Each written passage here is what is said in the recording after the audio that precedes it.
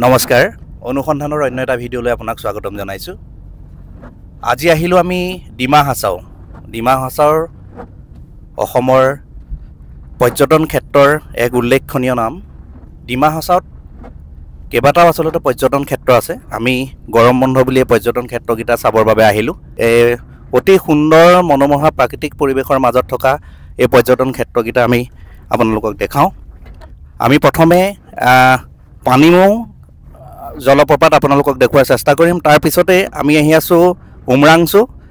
আহক আমি আপোনালোকক এই অতি প্ৰাকৃতিক পৰিৱেশৰ মাজৰ মনোমোহা পৰ্যটন ক্ষেত্ৰলৈ লৈ যাওঁ।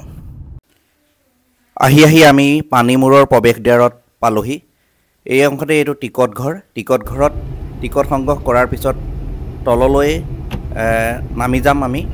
ইয়াত প্ৰৱেশৰ ক্ষেত্ৰত এডাল্টৰ কাৰণে টিকটৰ মূল্য 40 টকা আৰু 4 হুইলাৰৰ কাৰণে 50 টকা। ইয়াত শিশুৰ কাৰণে কোনো ধৰণৰ টিকট ল'ব নালাগে। এনেদৰে আমি তললৈ নামি গৈ আছোঁ। কিছু তললৈ যোৱাৰ পিছতে আমি মূল পানীমূৰৰ অংশ পামগৈ। ইয়াতে আমাৰ গাড়ী পাৰ্কিং কৰিলোঁ। পাৰ্কিং ক্ষেত্ৰতে আপোনালোকে ইয়াত সৰু সৰু দোকান দেখা পাব। থলুৱা ব্যক্তিসকলে পুৰুষ মহিলা সকলোৱে এনেধৰণে কাষতেই দোকানসমূহ দিছে। ইয়াত আপোনালোকে বিভিন্ন ধৰণৰ ফাষ্টফুড বা তেওঁলোকৰ বিভিন্ন থলুৱা খাদ্যৰ জুতি ল'ব পাৰিব। এয়া পানীমূৰ মূল জলপ্ৰপাত আপোনালোকক দেখুৱাৰ আমি চেষ্টা কৰিছোঁ। পানীমূৰৰ এই জলপ্ৰপাত দুয়োফালে পাহাৰৰ মাজেদি অতি সুন্দৰভাৱে বৈ গৈছে। সিপাৰত ৰিণিকি যিটো দেখিছে সেইটো আপোনাৰ ৱেষ্ট কাৰ্বি আংলং আৰু আমি যি অংশত আছোঁ এইটো ডিমা হাছাও। ডিমা হাছাও আৰু ৱেষ্ট কাৰ্বি আংলঙক ভাগ কৰিছে। অতি সুন্দৰ জলপ্ৰপাত, লোকাৰণ্য হৈ পৰিছে। বিভিন্ন প্ৰান্তৰ পৰা হাজাৰ হাজাৰ মানুহে পানীমূৰ জলপ্ৰপাত চাবৰ বাবে আহে।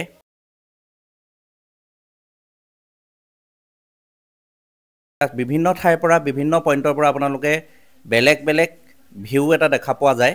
আৰু এই পানীমূৰ জলপ্ৰপাতৰ কাষত অতি সুন্দৰকৈ আপোনালোকে পিকনিক খাব পৰাৰ ব্যৱস্থা আছে। ইয়াতে দূৰ দূৰণিৰ পৰা অহা ব্যক্তিসকলে ইয়াতেই পিকনিকৰ সুন্দৰ ব্যৱস্থা কৰি ইয়াতেই পিকনিক খোৱাৰ ব্যৱস্থা কৰে। যিফালে চাই আপোনালোকে বেলেগ বেলেগ এটা ভিউ দেখা পাব। অতি সুন্দৰ এক মনোমোহা পৰিৱেশ।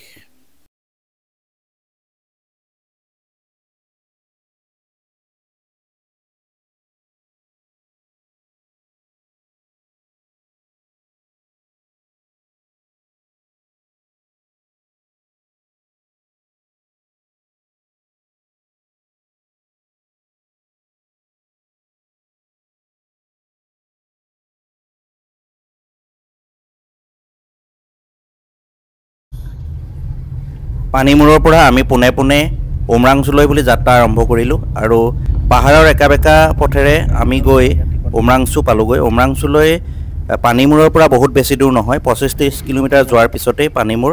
ইয়াতো গাড়ীবোৰ এনেকৈ শাৰী শাৰীকৈ লাইন কৰিছে টিকট ঘৰৰ ওচৰত। ইয়াতে আমি টিকট কৰি ভিতৰলৈ প্ৰৱেশ কৰিলোঁ। উমৰাংচুত টিকটৰ ক্ষেত্ৰত একেই, এডাল্টৰ বাবে 20 টকা আৰু 4 হুইলাৰ গাড়ীৰ বাবে 200 টকা। আৰু ইয়াতো শিশুৰ বাবে কোনো ধৰণৰ টিকটৰ প্ৰয়োজন নাই। ভিতৰত সোমাই যোৱাৰ পিছত এটি সুন্দৰ পৰিৱেশ, এটা বৃহৎ এলেকা সামৰি উমৰাংচুৰ এই হ্ৰদটো আছে, যিটো হ্ৰদত ইয়াতো পিকনিক খোৱাৰ ব্যৱস্থা আছে। হ্ৰদটোৰ মাজত এটা আইলেণ্ড আছে, যিটো আইলেণ্ডত থকা খোৱাৰ সুব্যৱস্থা আছে। অতি সুন্দৰ পৰিৱেশৰ মাজত থকা খোৱাৰ সুব্যৱস্থা আছে। আৰু এনেদৰেই উমৰাংচুতো হাজাৰ হাজাৰ মানুহ আহে ইয়াৰ প্ৰাকৃতিক শোভা উপভোগ কৰিবৰ কাৰণে। আপোনালোকেও যদি বিচাৰে বন্ধৰ সময়ত কটাবৰ কাৰণে বিচাৰে উমৰাংচুলৈ আহিব পাৰে। উমৰাংচুতো ওচৰে পাঁজৰে থকা খোৱাৰ অতি সুন্দৰ ব্যৱস্থা আছে। আপোনালোকে তালৈ গ'লেই সকলোখিনি পাব বা অনলাইনো আপোনালোকে টিকট কৰি যাব পাৰিব। অতি সুন্দৰ লেকটো। ইয়াতে আপোনালোকে দেখিছে দূৰত চাৰিওফালে পাহাৰৰ মাজত বৃহৎ এটা অংশ সামৰি এই লেকটো আছে। এই ফেলকন ফেষ্টিভেলতো ইয়াত লাখ লাখ মানুহ আহে, কিন্তু অন্য সময়তো এনেধৰণে যাব পাৰি। হ্ৰদটোত বিভিন্ন ধৰণৰ নৌকা বিহাৰৰ পৰা আৰম্ভ কৰি বিভিন্ন ধৰণৰ তাত কৰাৰ ব্যৱস্থা আছে। আপোনালোকে গৈ অতি সুন্দৰভাৱে এনজয় কৰিব পাৰে।